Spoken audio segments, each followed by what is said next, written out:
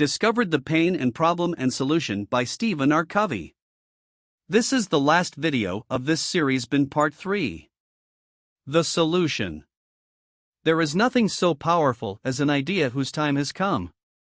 Victor Hugo. Henry David Thoreau once wrote, "There are 1,000 hacking at the branches of evil to one who is striking at the root." This book is dedicated to striking at the root of the significant problems we face. We've started with the pain, we've explored the underlying problem, one that has personal roots and that involves a deeply embedded paradigm and set of traditions in the workplace. Now let's set the context for the solution and give an overview of how it will be unfolded in the remainder of the book. I've worked with organizations around the world for over 40 years and have been a student of the findings of the great minds who have studied organizations. Most of the great cultural shifts, ones that have built great organizations that sustain long-term growth, prosperity, and contribution to the world, started with the choice of one person. Sometimes that one person was the formal leader, the CEO, or president. Very often it started with someone else, a professional, a line manager, someone's assistant. Regardless of their position, these people first changed themselves from the inside out. Their character, competence, initiative, and positive energy, in short, their moral authority, inspired and lifted others.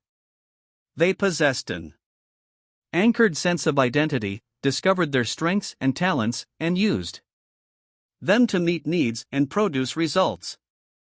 People noticed. They were given more responsibility. They magnified the new responsibility and again produced results. More and more people sat up and noticed. Top people wanted to learn of their ideas, how they accomplished so much. The culture was drawn to their vision and to them. People like this just don't get sucked into or pulled down for long by all the negative, demoralizing, insulting forces in the organization. And interestingly, their organizations are no better than most organizations. To some degree, they're all a mess. These people just realize that they can't wait for their boss or the organization to change. They become an island of excellence in a sea of mediocrity. And it's contagious. Where does a person get such internal strength to swim against the current and to withstand negative cultural provocations, subordinate selfish interests, and develop and sustain such vision and determination? They learn of their true nature and gifts. They use them to develop a vision of great things they want to accomplish. With wisdom they take initiative and cultivate great understanding of the needs and opportunities around them. They meet those needs that match their unique talents, that tap their higher motivations and that make a difference. In short, they find and use their voice. They serve and inspire others. They apply principles that govern growth and prosperity in human beings and in organizations. Principles that draw the highest and best from a whole person, body, mind, heart, and spirit. Equally significant, they also choose to influence and inspire others to find their voice through these principles as well.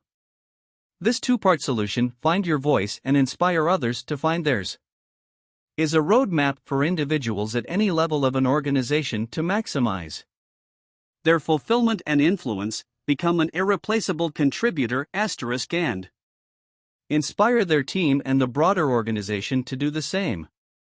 Accordingly, the book is organized into two main sections. 1. Find your voice. 2. Inspire others to find their voice. Let's briefly introduce each. Find your voice. Two roads diverged in a wood, and I took the one less traveled by. And that has made all the difference. Find your voice and inspire others to find theirs. This two roads diagram will appear at the beginning of the remaining chapters through chapter 14. Each new version of the developing diagram will highlight the focus of that chapter. In this way, you will see where you are, where you've been, and where you are headed. Everyone chooses one of two roads in life, the old and the young, the rich and the poor, men and women alike. One is the broad, well-traveled road to mediocrity, the other the road to greatness and meaning. The range of possibilities that exists within each of these two destinations is as wide as the diversity of gifts and personalities in the human family. But the contrast between the two destinations is as the night is to the day. The path to mediocrity straitjackets human potential. The path to greatness unleashes and realizes human potential. The path to mediocrity is the quick fix, shortcut approach to life. The path to greatness is a process of sequential growth from the inside out. Travelers on the lower path to mediocrity live out the cultural software of ego, indulgence, scarcity, comparison, competitiveness, and victims. Travelers on the upper path to greatness rise above negative cultural influences and choose to become the creative force of their lives. One word expresses the pathway to greatness: voice. Those on this path find their voice and inspire others to find theirs. The rest never do. The soul's search for meaning. Deep within each one of us, there is an inner longing to live a life of greatness and contribution, to really matter, to really make a difference. We may doubt ourselves and our ability to do so, but I want you to know of my deep conviction that you can live such a life. You have the potential within you. We all do. It is the birthright of the human family. I once visited with the commander of a military base who was truly on fire with his commitment to undertake a significant cultural change inside his organization. He had been in the service for over 30 years, was a full colonel, and was eligible for retirement that very year.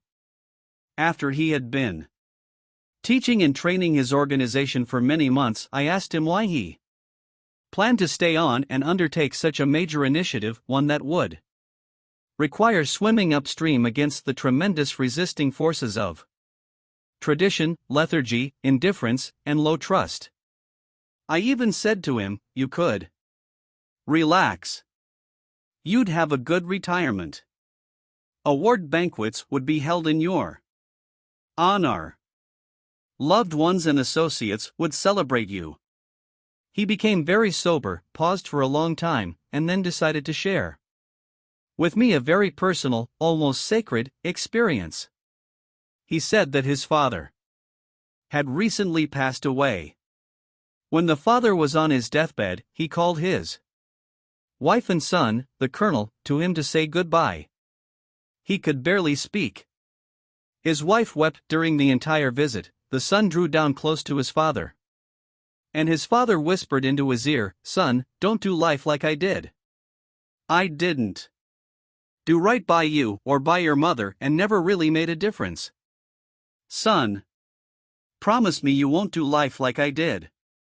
Those were the last words the colonel heard from his father, who passed away shortly thereafter. But he regarded them as the greatest gift and legacy his father could have ever given him.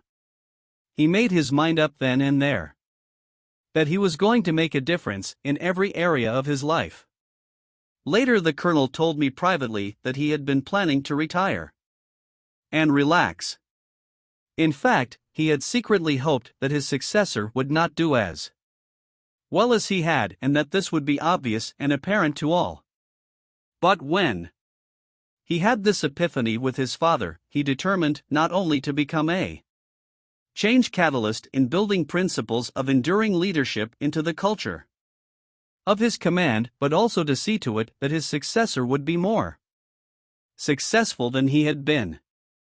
by striving to institutionalize this leadership principles into the structures, systems, and processes of his organization, he would increase the likelihood of passing on his legacy one leader generation to another.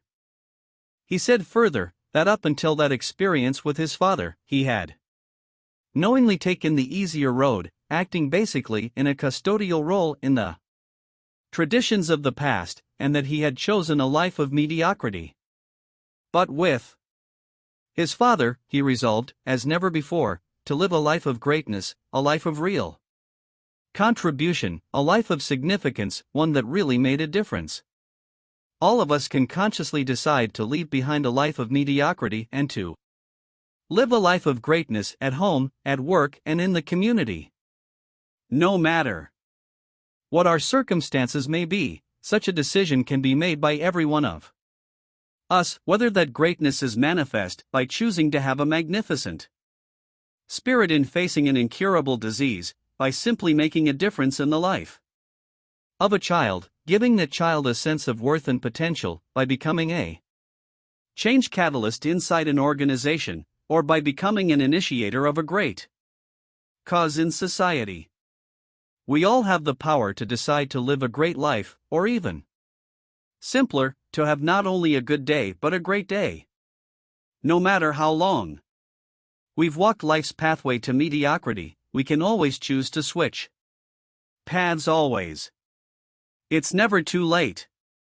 We can find our voice. Once you make the choice to follow this road less traveled, the pathway to finding your own voice is to 1. Discover your voice by coming to understand your true nature. What I call 3 magnificent birth gifts, Chapter 4, and by developing and using with integrity the intelligence tied to each of the 4 parts of your nature. 2. Express your voice by cultivating the highest manifestations of these human intelligences: vision, discipline, passion, and conscience. Chapter 5. I would like to share with you a powerful, true story that embodies this process of finding your voice. Several years ago, our firm participated with our local PBS station in broadcasting a video dramatization we developed and filmed in England. The central figure in this remarkable story is an Englishman who transcended a childhood spent as a street urchin to become a reasonably successful writer with a nice home and a loving family. At the time of the story, however, he had developed writer's block. It seemed his creativity had turned off. His debts were mounting. He was under tremendous deadline pressure from the publisher. He was becoming more and more depressed. He began to fear that his own children would end up on the streets like so many he saw around, like he, himself, had as a youth. Particularly when his father was in debtor's prison. He was discouraged. He couldn't sleep. He began to spend his nights walking the streets of London. He saw the poverty, the inhumane conditions of children working nights in the factories, the terrible struggle of parents trying to eke out a living for their families. Gradually, the full reality of what he was seeing began to hit him, the impact of selfishness and greed and those who would take advantage of others. An idea touched his heart and began to grow in his mind. There was something he could do that would make a difference. He returned to his writing with an energy and enthusiasm he had never known. The vision of contribution impassioned and consumed him. He no longer felt doubt or discouragement. He didn't worry about his own financial concerns. He wanted to get this story out, to make it as inexpensive as possible, to make it available to as many people as possible. His whole life had changed. He truly found his voice. I invite you now to watch a brief film that dramatizes this remarkable man's true experience. Inspire others to find their voice. Once you've found your own voice, the choice to expand your influence, to increase your contribution, is the choice to inspire others to find their voice. Inspire, from the Latin inspirere, means to breathe life into another. As we recognize, respect, and create ways for others to give voice to all four parts of their nature, physically, mentally, emotionally/socially, and spiritually. Latent human genius, creativity, passion, talent, and motivation are unleashed. It will be those organizations that reach a critical mass of people and teams expressing their full voice that will achieve next-level breakthrough in productivity, innovation, and leadership in the marketplace and society. Part 2 of the 8th habit begins with Chapter 6. It is to inspire others to find their voice. Since most of the world's work is done in organizations, the focus is on principles you can apply to positively influence others in any organization, business, education, government, military, community, even family. Most likely, you will also have many practical but questions come to your mind.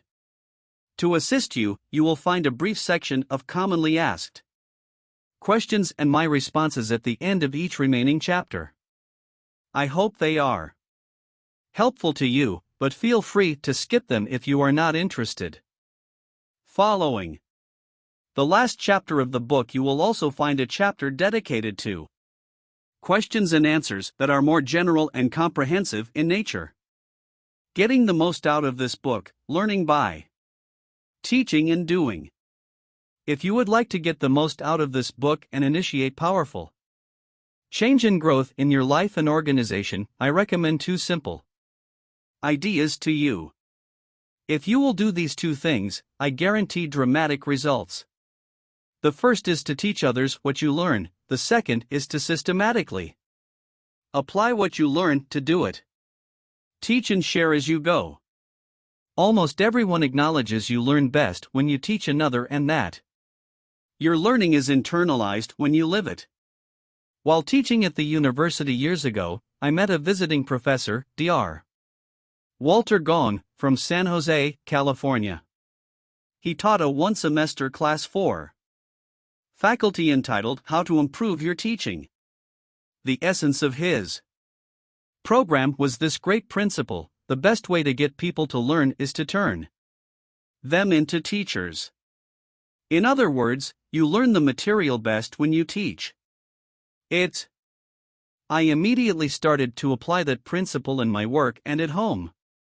When I first started university teaching, my classes only had about 15 to 30 students. When I started applying Dr. Gong's principle, I found that I could effectively teach many more students. In fact, some of my classes were packed with nearly 1,000 students, and yet the students' performance and test scores actually went up. Why? When you teach, you simply learn better. Every student becomes a teacher, and every teacher a student. Now, the common paradigm is that the teacher-student ratio is critical. Fewer students means higher quality teaching. But if you turn your students into teachers, you gain leverage. You move the fulcrum over. Also, when you teach or share what you're learning with others, you implicitly commit socially to live what you teach. You will naturally be more motivated to live what you're learning. This sharing will be a basis for deepening learning, commitment and motivation, making change legitimate, and enrolling a support team. You will also find that sharing creates bonding with people, especially with your children. Have them regularly teach you what they are learning in school. My wife, Sandra, and I have found that doing this simple thing essentially eliminates any need for external motivation with their studies. Those who teach what they are learning are, by far, the greatest students. Integrate what you learn into your life. To know and not to do is really not to know. To learn and not to do is not to learn. In other words, to understand something but not apply it is really not to understand it. It is only in the doing, the applying, that knowledge and understanding are internalized. For instance, you could study tennis as a sport by reading books and hearing lectures, but until you've actually played it, you wouldn't really know the sport. To know and not to do is not to know. Self-knowledge is best learned, not by contemplation, but by action. Strive to do your duty and you will soon discover of what stuff you are making. Johann Goethe. There are at least 4 approaches you could take in applying what you learn in this book. 1. The first would be to simply read the book straight through. Then, decide what you want to apply in your life and work. This is the way most people approach a book. It reflects the desire many of us have to get emotionally or mentally connected with a flow of ideas in a book and then run with it. 2. The second approach would be to read through the entire book and then use the comprehensive understanding and cumulative motivation to go back and read the book a second time, this time with the intent to apply as you go. This could work very well for many. 3. A third approach, one that I personally believe will yield the greatest results, would be to adopt it as a year-long personal growth and development program. Take a month for each of the remaining 12 chapters. Start by reading the next chapter, teach it and then apply it the rest of the month. You will find that if you will actually seek to apply what you learn in each chapter for a month, the insight you gain in the chapters that follow will profoundly increase. 4. The fourth approach is simply to adapt the third approach to your own timeline. Some readers might want to go faster or slower than 1 chapter a month. Read and apply a new chapter every week, every 2 weeks, every 2 months, or in whatever time frame you choose. This retains the power of the third approach yet allows you the flexibility to adapt it to your own desires and circumstances. To assist you in applying the principles in each chapter of the book. Regardless of which approach you to choose, I have put together a number of application ideas and exercises to get you started. You may access them by going to www.the8thhabit.com/offers. I've also included on the last 2-page spread of the book a chart that will assist you in completing what we could call the 8th Habit Challenge. The challenge involves accomplishing development/action steps for each chapter. 1. Read the chapter. 2. Teach the chapter to at least 2 people, including work colleagues, family members, friends, etc. 3. Make a sincere, concerted effort to live the principles included in the chapter for 1 month. 4. Report the results and your learnings from seeking to live the ideas in the chapter to a trusted colleague, family member, or friend. Once you have completed the entire 8th Habit Challenge chart, you can certify you have done so at www.the8thhabit.com/challenge and you will receive a special recognition for your accomplishment.